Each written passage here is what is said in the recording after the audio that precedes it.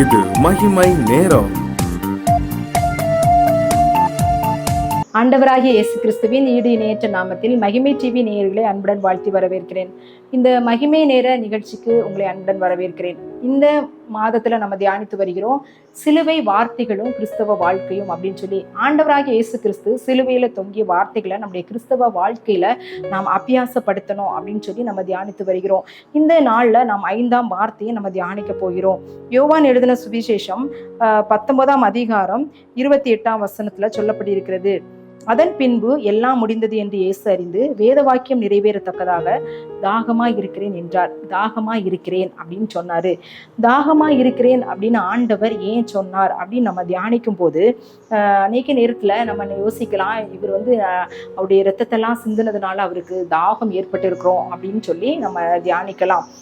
ஆனா இது சரீர பிரகாரமான தாகமா இருக்குமா அப்படின்னு சொன்னா இல்லை. ஏன்னா அவர் சமாரியா ஸ்திரீக்கு அவர் ஜீவ தண்ணீரை கொடுத்த தேவன், அவருக்கு தண்ணீரை கொடுக்கறதுக்கு வல்லமை உள்ள தேவனா காணப்பட்டாரு. ஆனா இந்த நாட்கள்ல அந்த சிலுவையில தொங்கி கொண்டிருக்கிறதான நாட்கள்ல அவர் தாகமா இருக்கிறார். ஏன்னா அப்படின்னா அவர் பிதா அவருக்கு சொன்ன காரியங்கள் எல்லாம் அவர் நிறைவேற்றிட்டாரு. ஆனா மீண்டும் நம்முடைய கரத்துல ஒரு காரியத்தை ஆண்டவர் ஒப்பு கொடுத்துட்டு போறாரு. அதனாலதான் அவர் சொல்றாரு தாகமா இருக்கிறேன். அவர் சொன்னது உங்களுடைய ஆத்தும பாரத்தை குறித்துதான், ஆத்தும பாரத்தை குறித்ததான தாகத்தை தான் அவர் சொல்றாரு. நான் தாகமா இருக்கிறேன் அப்படின்னு சொல்லி ஆண்டவர் சொல்றாரு. நான் நித்திய ஜீவனை அடைய வேண்டும் அப்படின்றதுதான் அவருடைய தாகமாய் காணப்பட்டது. நாம் அவருடைய வழியில நடக்கணும், மற்றவர்களுக்கு அவருடைய அன்பை சொல்லணும் அப்படின்றது தான் அவருடைய தாகமாய் காணப்பட்டது. ஆண்டவர் இந்த உலகத்துல வாழும்போது ஒரு ஓமையை சொன்னாரு, ஐஸ்வர்யவான் லாசருடைய ஓமை. அந்த ஓமையில அந்த ஐஸ்வர்யவானுக்கு எப்ப ஆத்ம பாரம் வருது அப்படின்னா அவன் நரகத்துல தத்தளித்து கொண்டிருக்கும் போது, பாதாளத்துல அவன் இருக்கும்போது அவன் ஆபிரகாம்கிட்ட சொல்றான், எனக்கு 5 சகோதரர்கள் உண்டு, அவர்களும் இந்த இடத்துக்கு வரக்கூடாது, அவங்களுக்கு இப்படி இருக்குன்னு தெரியாதனால இப்படிப்பட்டது இருக்கு அப்படின்னு சொல்லி அவங்களுக்கு சொல்லுவதற்காக நீங்க என்ன செய்யணும், இந்த லாசருவை அனுப்பணும் அப்படின்னு சொல்லி அந்த பாதாளத்துல இருக்கும்போது அந்த ஐஸ்வர்யவானுக்கு ஆத்ம பாரம் ஏற்படுகிறது. ஆனா நம்முடைய வாழ்க்கையில ஆண்டவர் எதிர்பார்க்கிறதான காரியம் என்ன அப்படின்னா, நாம் ஆத்ம பாரம் உள்ளவர்களாக நம்ம வாழணும். அதுதான் ஆண்டவருடைய தாகமாய் காணப்படுகிறது. வெளிப்படுத்தல் 22:17 இப்படி சொல்லப்பட்டிருக்கிறது, தாகமாயிருக்கிறவன் வரக்கடவன், விருப்பம் உள்ளவன் ஜீவ தண்ணீரை இலவசமாய் வாங்கி கொள்ள கடவன். அப்போ தாகமாய் இருக்கிறவர்கள் மேல அவர் ஆவியை ஊற்ற வல்லமை உள்ள தேவனா இருக்கிறாரு. இந்த நாட்கள்ல ஆண்டவர் எதிர்பார்க்கிறதான காரியம், நாம் அவருக்காய் வாழுகிறவர்களாக, அவருடைய அன்பை மற்றவர்களுக்கு சொல்லுகிறவர்களாக, அநேகரை பரலோக ராஜ்ய மந்தைக்குள்ள இழுக்கிறவர்கள் கருவிகளாக ஆண்டவர் நம்ம அந்த காரியங்களை செய்யணும் அப்படின்னு சொல்லி ஆண்டவர் எதிர்பார்க்கிறாரு. இந்த ஆண்டவர் நமக்கு இந்த நித்திய ஜீவனை இலவசமாய் நம்மளுக்கு கொடுத்திருக்கிறாரு. அவருடைய சொந்த இரத்தத்தினால, அவர் சிலுவையில சிந்தின சொந்த இரத்தத்தினால இலவசமாய் நமக்கு அந்த மீட்பை கட்டளையிட்டு இருக்கிறாரு. இந்த மீட்பு அறியாதவர்களாக அநேகர் இந்த உலக வாழ்க்கையில வாழ்ந்து கொண்டிருக்கிறாங்க. அவங்களுக்கு நாம் என்ன செய்து கொண்டிருக்கிறோம் அப்படின்றதுதான் இந்த நாளுக்குரிய சிந்தனை. நம்முடைய தாகம் என்ன? ஆண்டவர் சொன்னாரு தாகமா இருக்கிறேன் அப்படின்னு சொல்லி. நம்முடைய தாகம் என்ன, நம்முடைய வாஞ்சை என்ன அப்படின்னு நம்ம எதிர்பார்த்தோம் அப்படின்னா, நான் நல்ல வேலையில இருக்கணும், கை நிறைய சம்பாதிக்கணும், எனக்கு தேவையான எல்லாவற்றையும் வாங்கணும், நான் எல்லாரை காட்டிலும் உயர்ந்த அந்தஸ்துல நான் வாழணும் அப்படின்னு சொல்லி இந்த உலக பிரகாரமான காரியங்களுக்கு நேராக அநேக நேரங்கள்ல நம்ம முயற்சி எடுக்கிறோம். அதுல ஆண்டவர் நமக்கு வாய்க்க பண்ணுகிறார் அநேக நேரங்களில. ஆனா ஆண்டவர் நமக்கு கொடுத்த ஆசீர்வாதத்துல, அவர் நமக்கு கொடுத்த ஐஸ்வர்யத்துல நாம் ஆண்டவருக்காக என்ன செய்கிறோம் அப்படின்றத நாம் சிந்திக்க அழைக்கப்படுகிறோம்.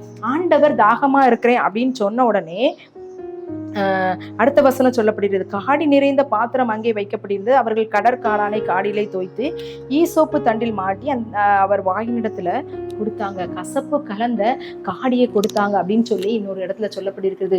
நாமும் அதே போல ஆண்டவர் தாகமா இருக்கிறேன், என்னுடைய காரியத்தை நீ செய்வியா அப்படின்னு சொல்லி, என்னுடைய ஊழியத்தை நீ செய்வியா, எனக்காய் நீ மற்றவரிடத்துல ஏதாகிலும் என்னுடைய அன்பை நீ எப்படி ஆகிலும் நீ அவங்களுக்கு சொல்லுவியா அப்படின்னு தாகமா இருக்கும்போது, நான் அதெல்லாம் செய்ய மாட்டேன், நான் என்னுடைய வாழ்க்கையில தான் நான் எல்லாம் செய்வேன் அப்படின்னு சொல்லி மீண்டுமாய் நாம் அவருக்கு கசப்பு கலந்த காடியை நம்ம கொடுக்கிறோம். அவர் குடிக்க மனதில்லாது இருந்தார் அப்படின்னு சொல்லி பார்க்கிறோம். நம்முடைய காரியத்துல குடும்பத்துல எனக்கு இந்த உலகத்துல என்னுடைய வாழ்க்கை, என்னுடைய பிள்ளைகளுடைய வாழ்க்கை நான் நல்லா இருக்கணும், நான் வந்து எந்த விதமான கஷ்டமும் அனுபவிச்சிடக்கூடாது, நான் இப்படிப்பட்டதான காரியத்தை செய்யணும் அப்படின்னு சொல்லி அதுக்கு நேராக நான் ஓடிக்கொண்டு இருக்கிறேன். ஆனா ஆண்டவருக்காக என்ன காரியத்தை சொல்றான், நான் வந்து காணிக்கை கொடுத்துருவேன், நான் ஒழுங்கா ஆலயத்து போயிடுவேன் அப்படின்னு நீங்க சொல்றீங்களா? ஆண்டவர் விரும்புகிறது அது இல்லை. உடைய வாழ்க்கையின் மூலமாக நான் மற்றவர்களுக்கு அன்பை சொல்லணும். ஊழியக்காரங்க தான் போய் சுவிசேஷம் சொல்லணும் அப்படின்னு சொல்ல காரியம் இல்லை. உலகத்துல ஒருத்தவங்க வந்து அவங்களுடைய கவலைகளை சொல்றாங்க அப்படின்னா நீங்க சொல்லலாம், அவங்களுக்காக நீங்க ஜெபிக்கலாம், அவங்களுக்கு ஆண்டவருடைய அன்பை சொல்லலாம், அதன் மூலமா அவங்க ஏற்றுக்கொள்ளுவாங்க. இப்படிப்பட்டதான சின்ன சின்ன காரியங்களின் மூலமாக கூட நாம் அவருடைய ராஜ்யத்தை கட்டணும். நம்மளுக்கு முக்கியமா ஆத்தும பாரம் அப்படி இருக்கணும்.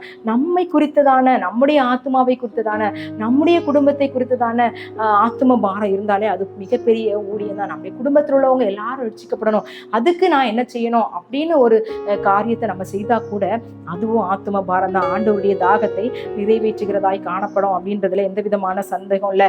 இந்த காலகட்டத்தை நம்ம யோசித்து பார்த்தோம் அப்படின்னா மிகவும் நெருக்கடியாக காணப்படுகிறது. எல்லா சூழ்நிலைகளிலும் யுத்தங்களை கேள்விப்படுகிறோம், இல்லை பூமி அதிர்ச்சிகளை கேள்விப்படுகிறோம், ஒரே கொள்ளை பஞ்சங்கள் அப்படி நிறைய ஆண்டவர் சொன்ன எல்லா காரியங்களும் நிறைவேறி கொண்டிருக்கிறது.